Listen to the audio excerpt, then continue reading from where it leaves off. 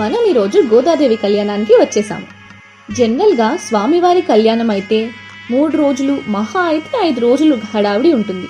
But Godadevi కళ్యాణం మాత్రం ఒక నెల అంతా, అంటే ధనుర్మాసం అంతా హడావిడిగానే ఉంటుంది. రోజుకి ఒక పాసురం, అలా 30 రోజులు 30 పాసురాలు చదువుతారు. దీన్నే తిరుప్పావై అని అంటారు.